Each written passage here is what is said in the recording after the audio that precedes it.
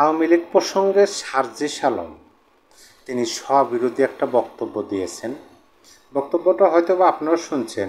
আমি স্ববিরোধী এই জন্যই বললাম, স্ববিরোধী বলতে আমরা কী বুঝি? এমন কোনো বক্তব্য, ধারণা বা কাজ যেটা নিজের মধ্যেই পরস্পর বিরোধী। আপনি ধারণা করতে পারেন সেই ধারণাটা আপনার নিজের মধ্যেই পরস্পর বিরোধী, অথবা এমন কোনো কাজ বা এমন কোনো উক্তি, এমন কোনো কথা আপনি বললেন যেটা আপনারই বিরুদ্ধে চলে যায়। এরকম আমার কাছে সেরকমই মনে হয়েছে যে এই এনসিপির মুখ্য সংগঠক সার্জিস আলম তিনি আওয়ামী লীগ প্রসঙ্গে, যে আওয়ামী লীগ প্রসঙ্গ বলতে আওয়ামী লীগের মিছিল প্রসঙ্গে যে কথাটি বলছে সেটা স্ববিরোধী কথা বলছে তিনি। আমি তার বক্তব্যটা আপনাদেরকে পড়ে শোনাই। দেখেন, সংবাদটির শিরোনাম হলো এরকম: আওয়ামী লীগকে নিয়ে সার্জিস আলমের বিস্ফোরক মন্তব্য। সংবাদপত্র মনে করতেছে সার্জিস আলমের এই বক্তব্যটি আওয়ামী লীগ প্রসঙ্গে তিনি বিস্ফোরক মন্তব্য করছেন। সেইটা কি মন্তব্য? সেটা হলো জাতীয় নাগরিক পার্টির এনসিপি উত্তর অঞ্চলের মুখ্য সংগঠক সার্জিস আলম বলেন, বাংলাদেশে আওয়ামী লীগের চ্যাপ্টার ক্লোজড। ক্লোজড মানে হচ্ছে বন্ধ। আওয়ামী লীগের চ্যাপ্টার সাবজেক্ট বন্ধ, আওয়ামী লীগের বিষয়ে কোনো কিছু না, সব বন্ধ বাংলাদেশে। তারপরে তিনি বলছেন, আওয়ামী লীগ তাদের পাচার করা অর্থ পাঠিয়ে মাঝে মধ্যে টোকাই দিয়ে মিছিল করাচ্ছে, এগুলো আওয়ামী লীগের মিছিল না। প্রথমে তিনি বললেন যে আওয়ামী লীগের চ্যাপ্টার ক্লোজ, তারপরে বলতেছেন যে তারা যে অর্থগুলো নিয়ে গেছে পাচার করছে, সেই পাচার করা অর্থ মাঝে মাঝে তারা পাঠিয়ে দিচ্ছে দেশে, এবং সেই টাকা দিয়ে বিভিন্ন কিছু টোকাই একত্রিত কইরা তারা মিছিল করতেছে, এগুলো আওয়ামী লীগের মিছিল না। বেশ সুন্দর কথা, এটা তার ধারণা বা এটা তার চিন্তা চেতনা যে আওয়ামী লীগের মিছিল না, এগুলো আওয়ামী লীগ টাকা দিয়ে করতেছে। কিন্তু আমি যেটা বললাম যে স্ববিরোধী কথা তিনি যে বলছেন, বক্তব্য দিচ্ছেন, সেটা তার পরের বক্তব্যেই তিনি ওই কথাটা বলছেন। তিনি অভিযোগ করেন আওয়ামী লীগ 30% বা 50%। আসলে এই পরিমাণ লোক কোনো কালে আওয়ামী লীগের ছিল না।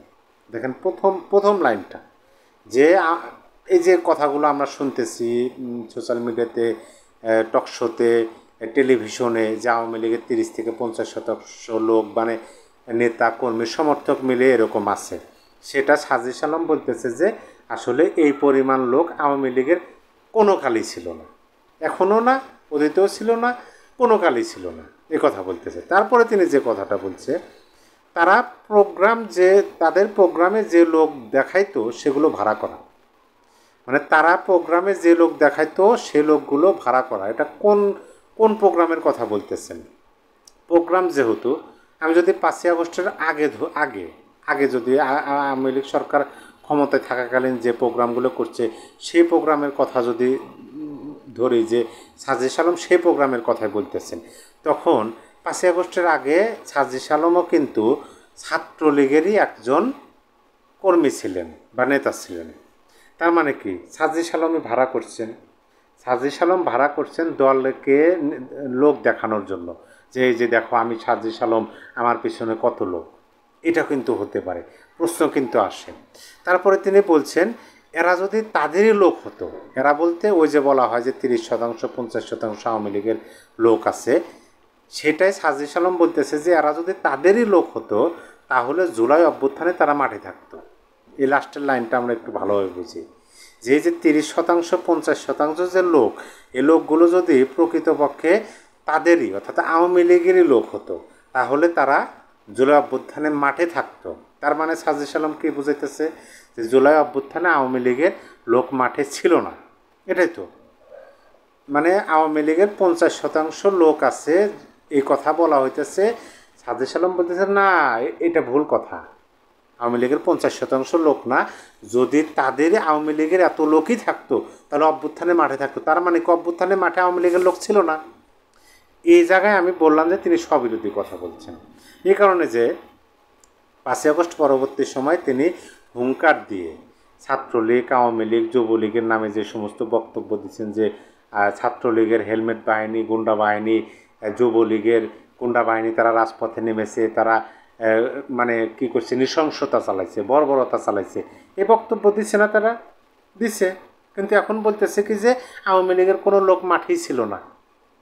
এই বক্তব্যের মাঝে তো ওঠে আওয়ামী লীগের লোক কোনো মাঠেই ছিল না, তাইলে তার প্রথমের বক্তব্যটি ভুল, মিথ্যা।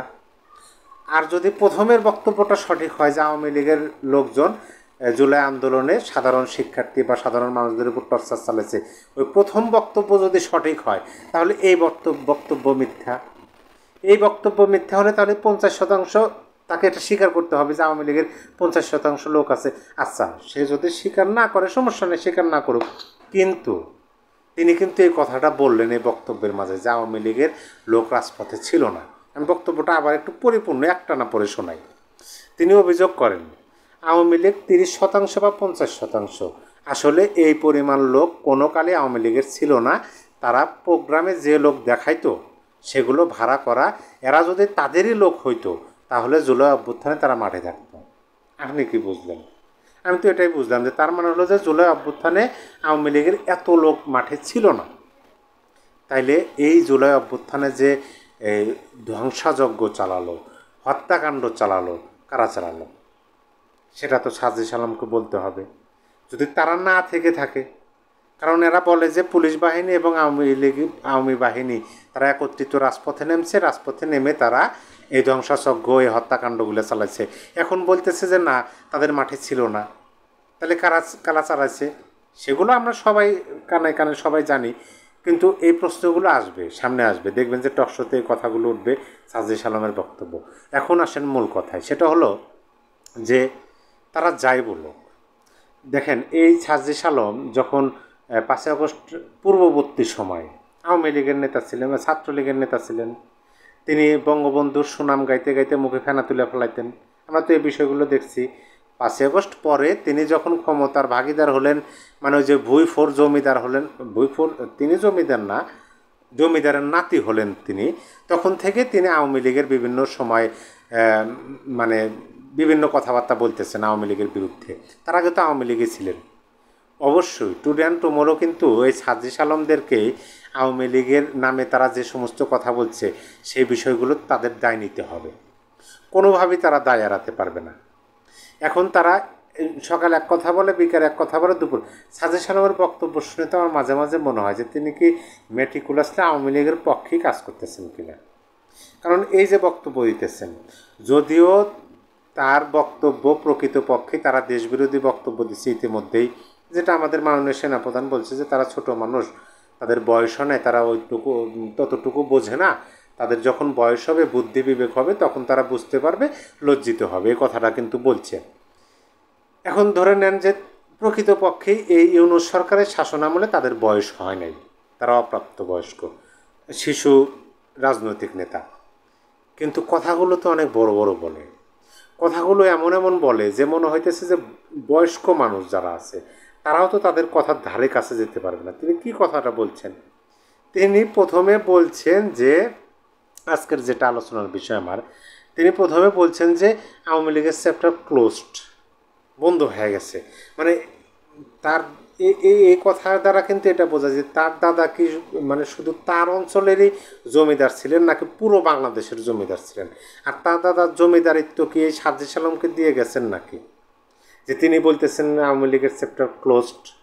কীভাবে ক্লোজ? রাষ্ট্র তো ক্লোজ করতে পারে নাই, সাময়িকভাবে কর্মকাণ্ড নিষিদ্ধ করছে, কিন্তু ক্লোজ করতে পারে নাই। তো যদি ক্লোজ, আপনি ভাবুন যে একটা বিষয় মানে বন্ধ, দরজা বন্ধ, তাহলে কিন্তু সেটা না কোনো আলোচনা করার দরকার নাই, সেটা আপনার মানে সেটার প্রতি ভয় থাকারও কথা নয়, কিন্তু এদের মধ্যে তো সেই ভয়টা আছে।